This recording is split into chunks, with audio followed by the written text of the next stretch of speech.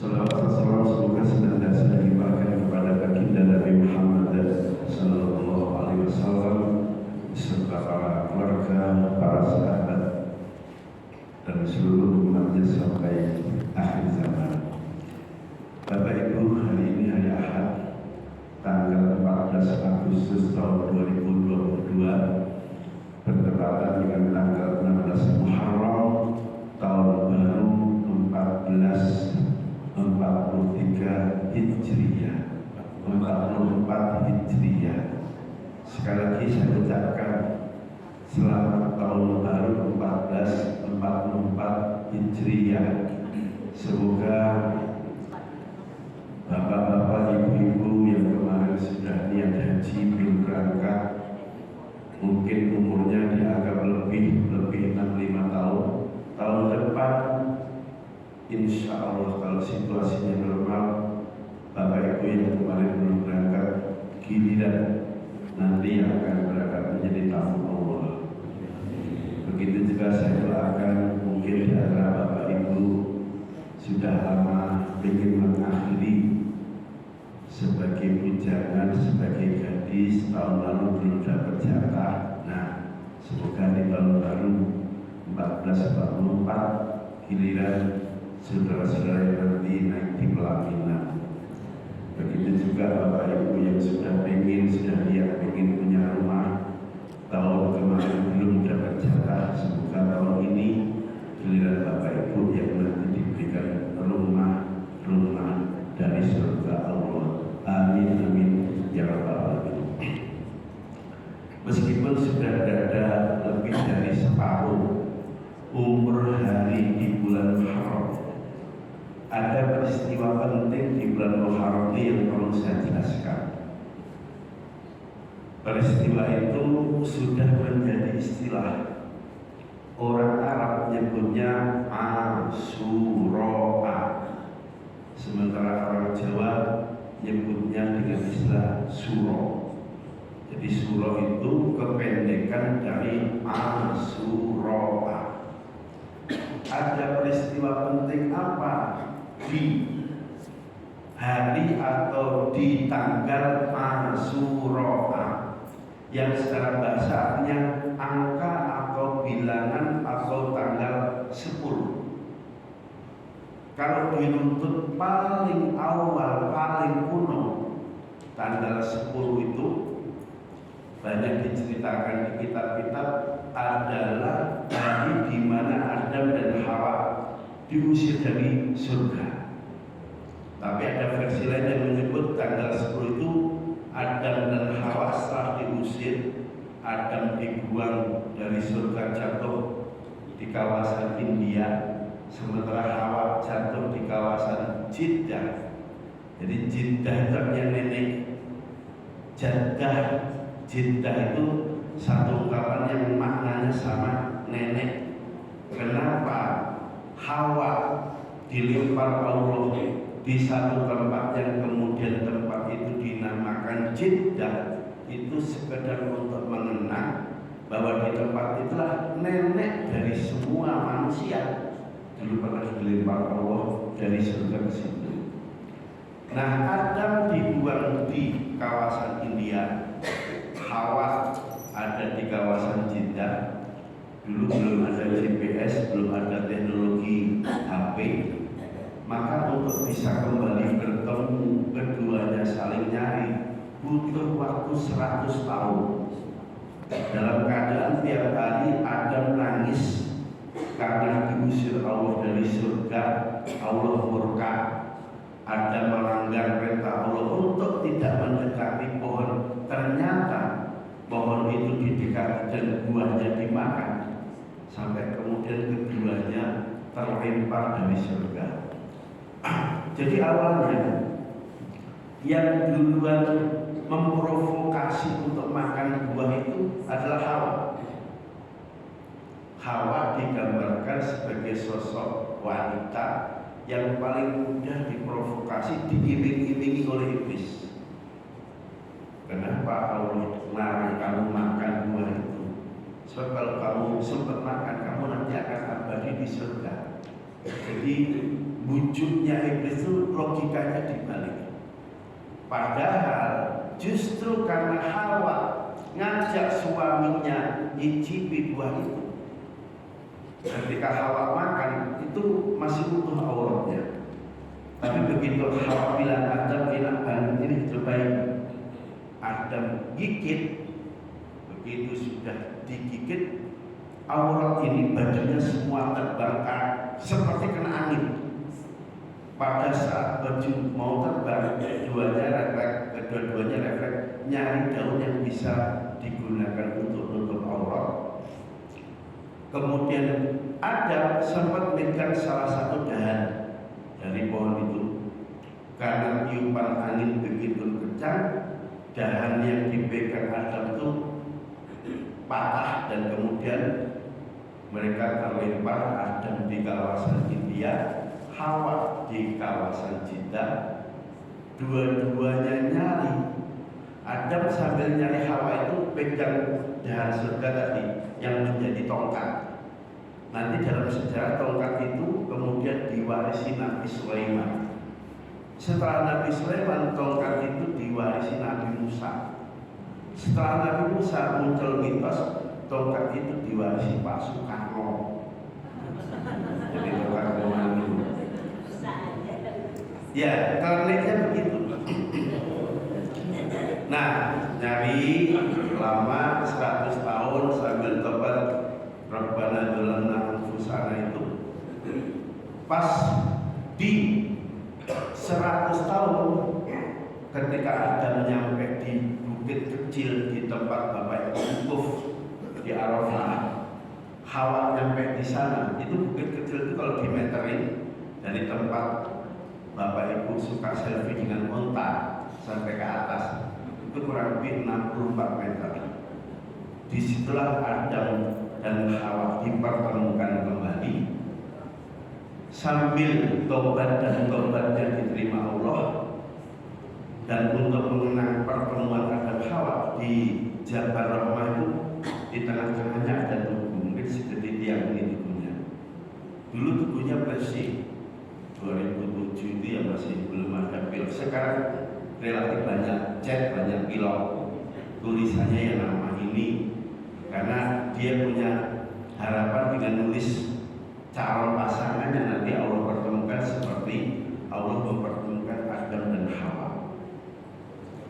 Nah, Adam pada waktu istighfar dan kemudian 100 tahun taubatnya diterima Allah, itu karena pas istighfar Adam menyebut begini, ya Allah, dengan menyebut nama Muhammad Rasulullah, semoga Engkau mau mengampuni dosa-dosa. Yang akhirnya gara-gara nyebut Muhammad, Allah terima taubatnya Adam. Bahkan tidak saja Jibril dan turunannya Adam dapat inspirasi dari mana kok kamu ketika tobat menyebut nama Muhammad sampai kemudian Allah mengampuni dosa-dosa. Adam menjawab, iya Jibril, dulu pada saat saya ada di surga, saya sempat nengok ke atap-atap langit-langit surga. Di sana tertulis asyhadu alla ilaha illallah wa asyhadu anna Muhammadar Rasulullah. Pasti Muhammad itu makhluk yang hebat sampai namanya sudah diukir di langit-langit surga. Nah, baru Jibril kemudian ke sini, betul ada Muhammad itu secara nur sudah diciptakan Allah mendahului kamu, tetapi secara fisik nanti lahir di akhir zaman sekaligus menjadi penutup dari nabi-nabi Allah. Itulah Muhammad. Bahkan seandainya bukan karena Muhammad, kamu pun tidak akan diciptakan oleh Allah. Penjelasan seperti ini seingat saya nanti diterangkan di kitab tafsir, salah satunya tafsir Ibnu Katsir pas menafsirkan ayat nomor 36, wa idh qala rabbuka lil malaikati inni ja'ilun fil ardi khalifah, dan seterusnya. Bapak Ibu yang punya kitabnya nanti silakan dicek di kitab itu. Ini yang pertama. Jadi Adam Hawa konon diusir Allah dari surga itu harinya, tanggalnya tanggal 10 Muharram. Versi lain dipertemukan setelah mereka terpisah selama 100 tahun, ketemunya juga di tanggal 10 Muharram. Yang kedua, peristiwa kedua dari Asyura adalah peristiwa Nabi Nuh ketika Allah murka dengan umatnya karena nggak mau mengimani Allah sampai dikirim banjir luar biasa hebat. Itu kapal Nabi Nuh berada di atas air. Ada yang menyebut 40 tahun, ada yang menyebut 40 hari. Begitu kapal itu mendarat, kena gunung, ada yang menyebut gunungnya namanya Gunung Judi. Nah, Gunung Judi itu di mana? Sebagian orang bilang ada di kawasan Turki. Jadi Bapak Ibu kalau nanti ke Turki, sebagian wilayah Turki termasuk yang di sana ada ibu kota negara Turki, Istanbul, posisinya ikut kawasan Eropa. Tapi begitu Bapak nyebrang, jembatannya ada 3 yang terkenal. Yang paling terkenal sama namanya Jembatan Merah kayak di Surabaya itu. Setelah nyebrang jembatan, Bapak masuk kawasan Asia. Jadi Ankara, kemudian yang Bapak Ibu suka main salju di Bursa, itu kawasannya sudah ikut Asia, bukan Eropa. Nah, kapal Nabi Nuh setelah sekian belayar, isinya umatnya yang taat kepada Nabi Nuh. Di dalamnya semua hewan yang ada ditaruh berpasang-pasangan, termasuk logistik makanan. Jadi kalau pada waktu kapal mendarat, Nabi Nuh bilang, siapa apa yang masih ada di kapal? Ternyata yang tersisa ada yang menyebut 7 macam biji-bijian yang kemudian itu dimasak menjadi bubur. Pas mendarat itu peristiwanya sama di tanggal 10 Muharram. Jadi yang kemudian memunculkan mitos tentang bubur 2 warna, menurut satu versi ini dilakukan Nabi Nuh pada waktu mendarat, yang tersisa di kapal itu biji-bijiannya apa. Versi kedua dilakukan kelompok Syiah untuk mengenal peristiwa Karbala, yang nanti saya jelaskan terpisah.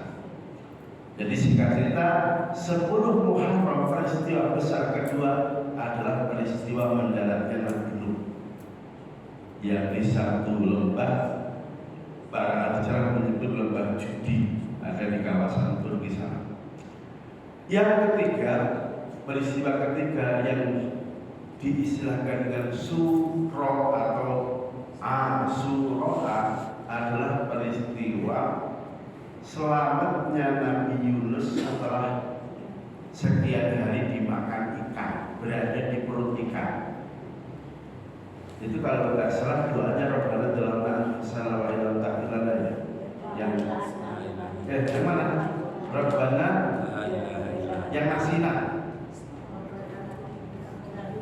Wiladunka rahmah. Coba dengar dari awal Bu. Oh bukan, itu doanya Nabi Zakaria itu. Nah, yang itu yang terakhir ini kuntu minadz dzalimin. La ilaha illa anta subhanaka kuntu minadz dzalimin. Jadi Nabi Yunus begitu merasa telah berbuat salah, akhirnya Allah lempar Nabi Yunus dimakan ikan. Ikan itu untungnya nggak memamah kalau makan, diplok. Diplok itu apa? Ditelan, karena ditelan utuh masuk ke perut, diuntal. Nah, keluarnya dari perut ikan sama di tanggal 10 Muharram. Nabi Yunus itu pengikutnya yang ikut ajaran Nabi Yunus itu bertahan menjelang dikirimnya Nabi Muhammad. Jadi kisahnya Nabi Muhammad itu ketika dakwah di Mekah tantangannya makin berat.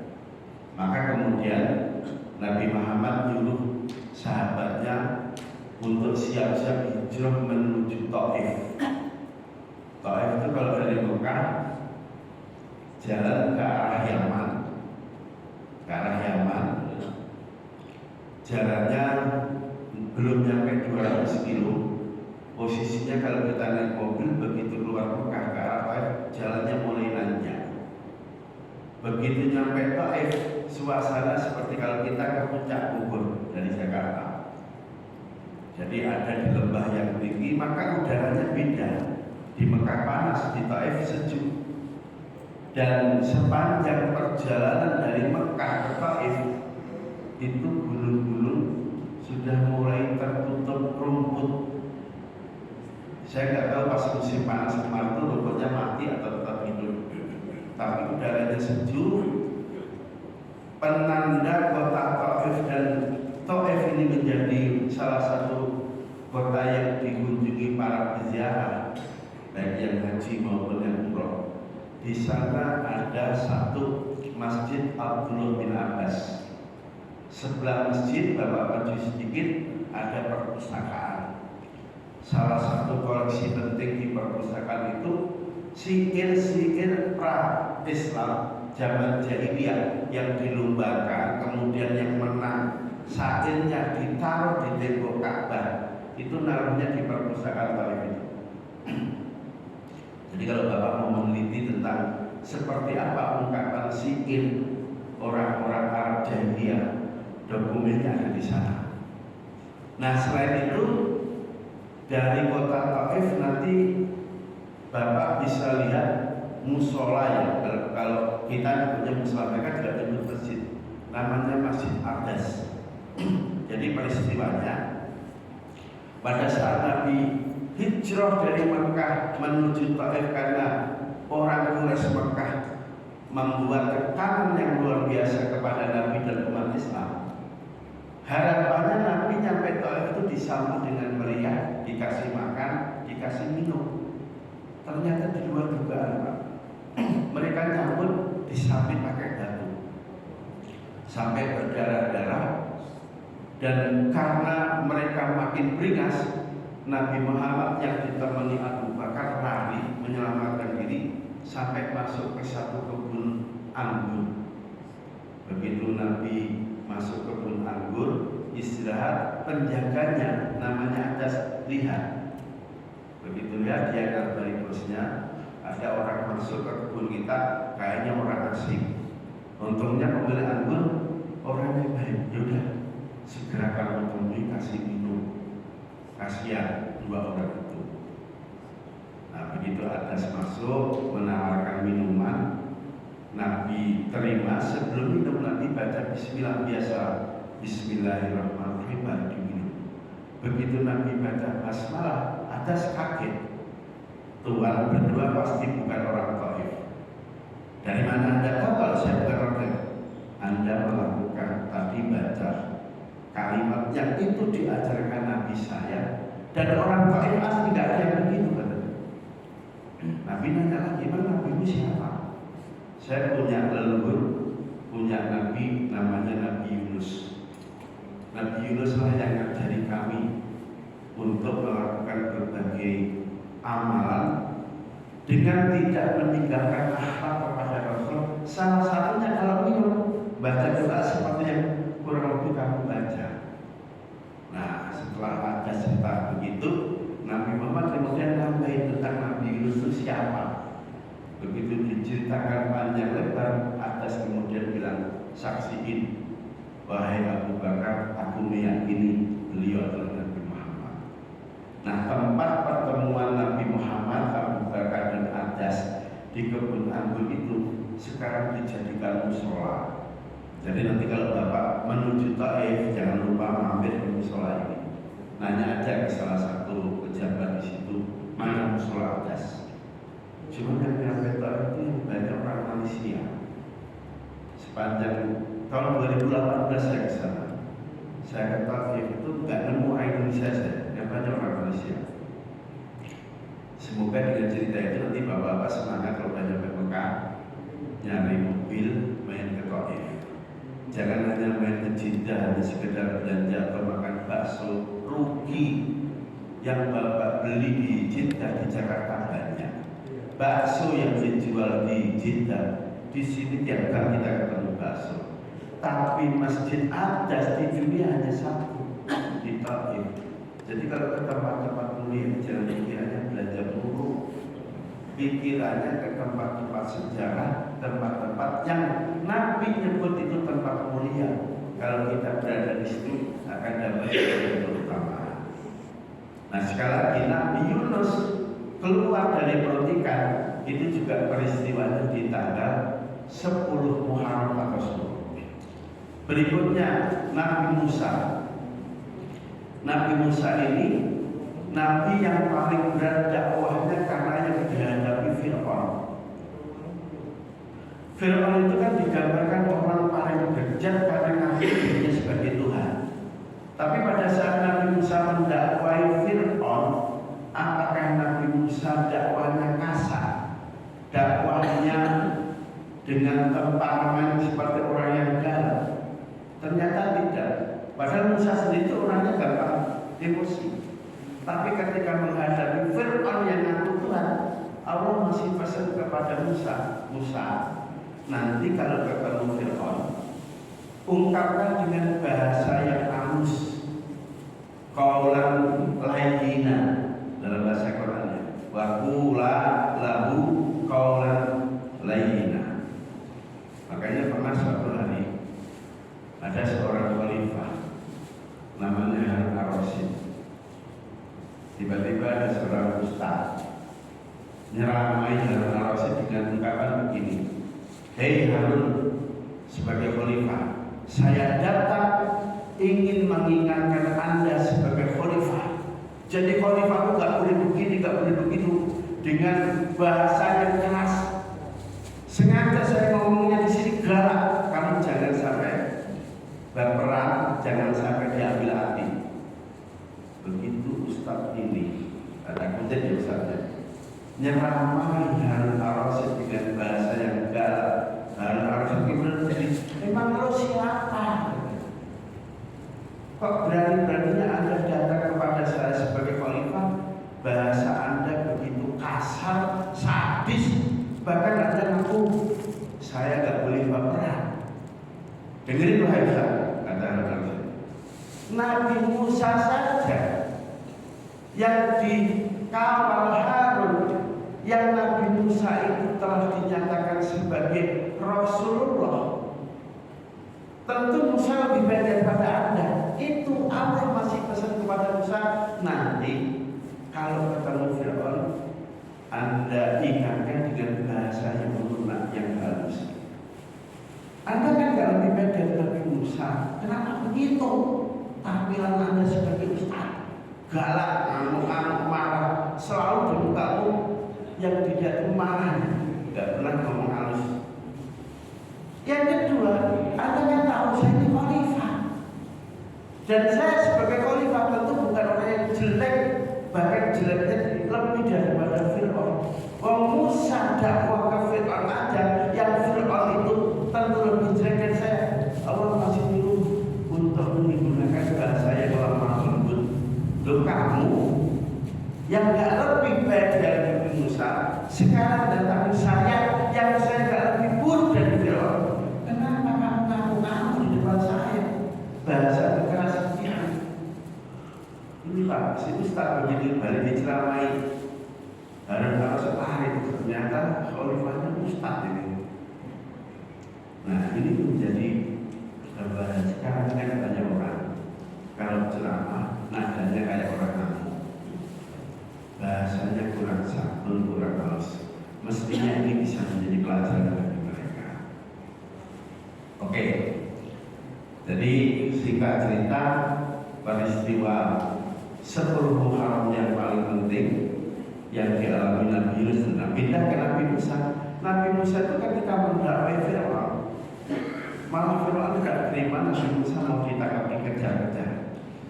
Ngejarnya itu Pak dari Mesir, titiknya kurang lebih ya di sekitar Kairo situlah, lari ke arah utara sampai ketemu teluk yang sekarang teluk itu dinamakan Teluk Suez.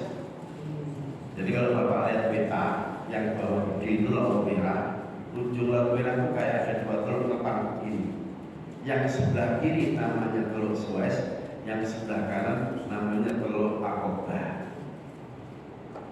Jadi Musa itu sampai melewati teluk itu, terus nyebrang masuk ke daratan Asia. Sebelum teluk ke sana Mesir itu wilayahnya ikut Afrika Utara.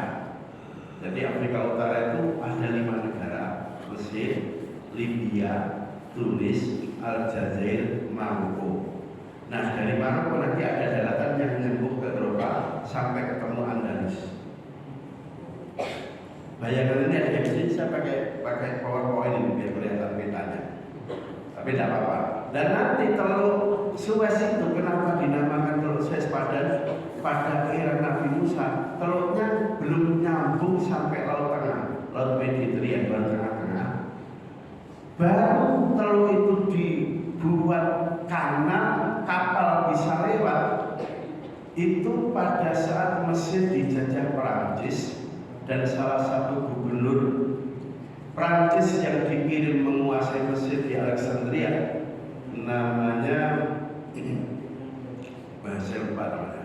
Dialah yang kemudian disuruh oleh Raja Prancis untuk membuat terusan yang nyambung dari Laut Merah tadi sampai ketemu Laut Tengah, sehingga kapal yang dari Eropa yang mau ke Asia tidak perlu muter melambung melalui Selat Madagaskar ke arah Amerika itu, muter begini baru ketemu ujungnya Laut Merah. Yang pengen masuk Saudi masuk teluk itu Laut Merah, yang pengen ke Asia tinggal bablas. Jadi teluk yang menghubungkan terusan Suez sampai Laut Tengah, Laut Mediterania itu era Mesir dijajah Perancis, yang menjadi gubernur kalau nggak salah namanya Ferdinand de Lesseps. Ferdinand de Lesseps ini yang selama dia jadi gubernur pernah menangani proyek besar membuat terusan. 1 terusan Suez, 2 terusan Panama yang ada di Amerika. Bapak Ibu sudah pernah sampai sana? Saya cerita ini bingung mata Bapak. Nanti sekali-kali kalau punya duit bisa apa ya? Udah yang duluan di sini aja ke Mesir, lihat piramid, kemudian nanti naik kapal pesiar 2 jam, bayarnya tergantung nanti mulai tari apa. Kalau lihat tari perut, tari lumi, yang nari masih cantik, bayarnya agak mahal. Kalau nggak salah dulu pertama saya lihat itu bayarnya sekitar hampir 1 jutaan. Tahun 2010 saya pertama ke sana. Tahun 2014 balik lagi, lihat lagi ke sono, yang nari biasa-biasa saja, bayarnya lebih murah, paling sekitar 500.000. Jadi naik kapal berlayar 2 jam. Selama di kapal nanti pertama kita duduk lihat tarian perut, tari perut. Setelah tari perut baru tari lumi yang muter-muter itu. Break, makan, pilih, ada menu Asia, menu Arab, menu Eropa, prasmanan, bebas. Habis itu makan lagi. Nah, lihat tarian perut lagi, terus balik, turun 2 jam kurang lebih. Pada waktu saya di kapal, saya turun ketemu mahasiswa Indonesia di jalan, saya tanya, Anda pernah ke sini lihat ini? Buru-buru Pak, buru-buru kenapa? Duit segitu, sayang hanya untuk lihat tarian itu. Buat makan bisa 3 bulan katanya. Jadi makan di Mesir sebagai mahasiswa itu sangat murah. Dibandingkan di Jakarta, kuliah di Mesir lebih murah daripada kuliah di Jakarta. Ini banyak orang yang tidak tahu. Jadi kalau Bapak punya anak kelihatannya bakat, bahasa Arabnya baik, kirim sana ke Mesir. Insya Allah akan dapat ilmu-ilmu yang asli.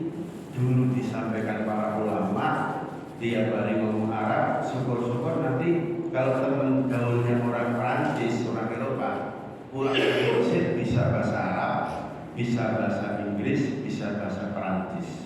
Ini keuntungannya. Kalau kuliah di Jakarta ya bisanya ngomong Jawa sama ngomong bahasa Indonesia. Kalau nggak rajin belajar bahasa Arab, bahasa Inggris nggak bahasa Arab. Oke, jadi Nabi Musa itu posisi nyebrangnya Pak pada waktu dikejar Fir'aun itu dekat terusan situ. Bablas begitu Musa sudah nyampe daratan, Fir'aun masih di tengah lautan. Kemudian dengan tongkat sakti warisan Nabi Adam itu, laut yang tadinya terbelah balik lagi, Musa akhirnya tenggelam mati di situ. Fir'aun tenggelam mati di situ. Nah, setelah tenggelam sekian lama, jasad Fir'aun itu kemudian diangkat kaumnya dan kemudian dibuat mumi, dibalsem, terus ditaruh di tempat pemakaman raja namanya Wadil Muluk. Dimasukin dalam sebuah bus peti batu, dikasih rempah-rempah sehingga jasadnya lebih dari 4.000 tahun itu tidak busuk. Sebetulnya tahun 1890-an itu sudah ada arkeolog namanya Loret. Tapi Loret ketika ngangkat jasadnya Fir'aun, dia nggak berani buka balutan mumi, jadi akan dipindahin dari Wadil Muluk ke arah Muthaf, museum yang di tengah-tengah kota Kairo itu. Baru tahun 1908 ada lagi arkeolog namanya Elliot Smith. Pada waktu dia datang ke museum meneliti mumi-mumi tadi, Elliot batin ini mumi aneh, bau terasi, bau garam. Yang ono muminya biasa-biasa saja, tapi dia belum dikasih lisensi untuk buka balutan itu. Baru tahun 1975 Raja Mesir mendatangkan arkeolog namanya Maurice Bucaille dari Perancis. Pada saat Maurice meneliti dan kemudian dikasih kewenangan oleh raja untuk buka balutan mumi, si Maurice bingung. Ini kok ada mumi, ada butiran garam nempel di badannya. Yang ini gak pernah dia jumpai di mumi-mumi yang lain. Pada saat Maurice Kuno datang salah satu syekh, masuk menemui Maurice, ada apa? Ini syekh, kok ini ada mumi banyak butiran garam. Dugaan saya mumi ini pasti pernah tenggelam di laut dalam waktu lama. Akhirnya si syekh ini baca satu ayat di surat Yunus.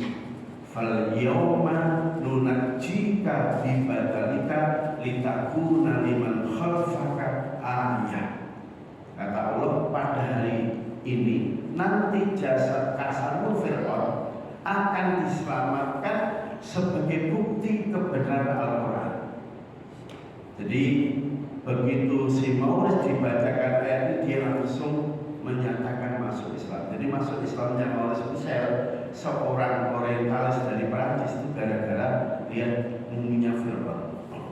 Jadi muminya Fir'aun itu tampilannya begini, yang tangan kanan nempel dada, yang tangan kiri ini agak nongol, nggak bisa mulus gini sedekapnya, karena mungkin lama tenggelam di laut, badannya sudah mulai agak kaku. Tapi sebetulnya untuk mengatasi mayit yang badannya kaku biar lemes, ini saya dapat karena melihat langsung mayit meninggalnya mungkin jam 1 malam, baru ketahuan itu menjelang sarapan jam 7 pagi, maka badannya tangannya sudah kaku. Awalnya begini tangannya tidur. Nah, untuk balikin ini diusapi pakai air teh Pak, yang hangat, sambil dipanggil namanya. Bulan, lentur. Itu yang sendiri tangan bisa begini Pak, bisa begini sekarang. Karena meninggalnya di rumah saya sendiri. Saudara saya rumahnya jauh, bertamu, tidur di rumah saya, berdas meninggal, kaku. Lalu pas saya nyaksiin orang rawat jasad dia, ternyata dia lemes, dimandiin pakai air teh sambil dipanggil namanya. Itu bisa balik begini lagi Pak. Lurus ya. Ini ilmu, nggak tahu sudah ada yang tahu belum ilmunya ini. Nah, Fir'aun sekarang ada di Museum Mesir. Museumnya itu ada beberapa blok bangunan yang khusus mumi-mumi di bangunan terpisah. Kalau orang Mesir asli masuk museum itu bayarnya 10 pound. Kalau mahasiswa pelajar bayarnya 1 pound. Kalau turis kayak saya bayarnya 100 pound. Jadi dibedain 1, 10, 100. Borobudur kemarin kan mau dibuat begitu. Begitu mau dinaikin bayarnya segitu pada berontak semua, pada ngamuk. Mestinya ya untuk rakyat Indonesia bayarnya 10.000, mahasiswa 1.000, kalau turis 1 juta. Itu masih murah Pak. Melihat bangunan Borobudur semegah itu, karya yang luar biasa dibandingkan misalnya kita pergi ke Yordan, lihat gunung-gunung yang dipahat menjadi istana. Memang luar biasa, tapi dibandingin dengan Borobudur, saya beli tiket untuk lihat patung itu bayar 1 juta rupiah, bayar 20 dinar, 50 dinar, 1 dinar rupiahnya 20.000, berarti kan 1 juta. Mestinya ketika Borobudur, turis lihat Borobudur suruh bayar 1 juta, itu masih murah. Saya nggak tahu nanti kebijakan ke depan seperti apa. Apalagi Borobudur itu kan strukturnya dibangun era dulu. Kalau turis semuanya naik ke atas 1.000 orang, ya bisa ambles itu. Jadi tujuannya biar yang naik itu orang-orang yang mau meneliti, bukan sekedar mau bawa spilok coret-coret situ. Kalau nggak meneliti kan nggak ada kepentingan naik-naik, ya udah lihatnya dari bawah saja. Jadi nggak merusak struktur bangunan kami. Nah, saya ulang, peristiwa terakhir di bulan Suro adalah peristiwa selamatnya Nabi Musa dari kejaran Fir'aun. Bahkan untuk mengenang dan rasa syukurnya Yahudi, Nabi Musa selamat di tanggal 10 Suro itu dari kejaran Fir'aun. Nabi Muhammad itu pada waktu nyampe Madinah nemui komunitas Yahudi. Yahudi, Anda tanggal 10 Suro juga puasa? Betul Nabi, kami puasa juga. Hanya orang Islam yang puasa 10 Suro, 10 Muharram. Memang kenapa kau puasa? Ya iya, dulu Nabi Musa dikejar Fir'aun, selamat dari kejaran Fir'aun itu di tanggal 10 Muharram. Begitu orang Yahudi jawab itu, Nabi Muhammad jawab, ana ahaqqu minka bi Musa. Saya lebih berhak untuk menghormati dan memperlakukan Nabi Musa lebih baik dari Anda. Nah setelah itu maka Nabi Muhammad pulang menemui umat Islam, nanya, Mas Islam, jangan lupa loh ini 10 Muharram, kalian masih puasa nggak? Nabi kaget, ternyata salah satu sahabat yang ditanya itu namanya Abdullah bin Abbas. Ya sebetulnya kami mau puasa Nabi, tapi ternyata setelah kami saksiin di Madinah itu tiap ketemu 10 Muharram, hari itu diagukan Yahudi dan Nasrani. Saya risih. Akhirnya Nabi berpikir sejenak, kemudian bilang, tahun depan puasanya itu kan nggak jatuh di tanggal 10 Muharram, tapi di tanggal 9. Nah, cuman pas Nabi ngomong begini di tahun ke-11 Hijriah, belum sempat niatnya untuk mengukir hari, Nabi keburu wafat. Yang kemudian pertanyaannya yang masih sunnah puasa Muharram itu apakah tanggal 9 seperti keinginan Nabi, atau balik lagi di tanggal 10 yang selama ini mereka udah puasa, Yahudi orang Yahudi puasa, orang Muslim puasa, atau seperti apa? Begitu kita buka-buka hadis di banyak kitab, ternyata Nabi itu pernah pesan kepada salah satu sahabat. Setelah ketemu Yahudi tadi, pesannya gini, khalifu al-yahud bisawmi yaumin qablahu au bisawmi yaumin ba'dahu. Umat Islam biar tidak sama dengan Yahudi, nanti puasa Muharramnya tambah 1 hari. Apakah 1 hari sebelum tanggal 10 berarti 9-10, atau 1 hari setelah 10 berarti 10-11, atau tafsirnya sahabat 9-10-11. Pertanyaan saya, Bapak Ibu melakukan yang mana? 9-10. Yang 10-11 ada nggak? Padahal itu juga boleh. Atau yang komplit, paket komplit 11-10-11 ada. Nah, padahal nanti kalau kita lihat pendapat ulama terus yang masih sunnah puasa sunnah itu kapan? Jawabannya dibagi 3 Pak. 9-10, 10-11 atau 9-10-11.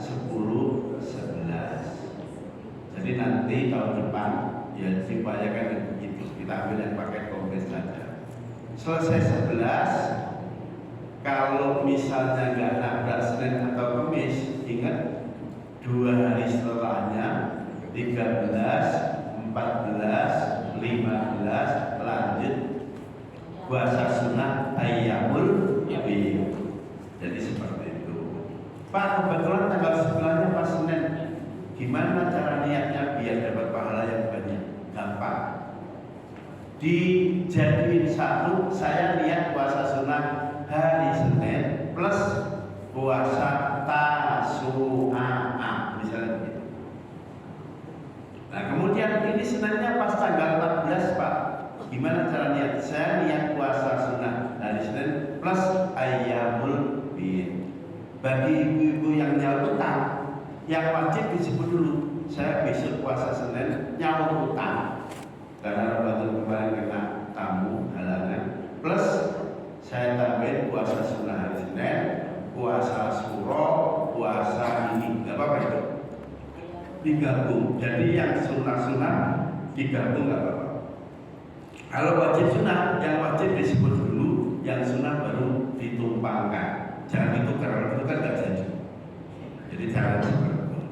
Bapak Ibu, karena waktunya ternyata sudah Isra, saya ulang. Peristiwa suro yang banyak dikenang itu dimulai dari lemparnya Adam Hawa dari surga dan kemudian ketemu dengan Hawa. Yang kedua, peristiwa selamatnya Nabi Nuh dari banjir.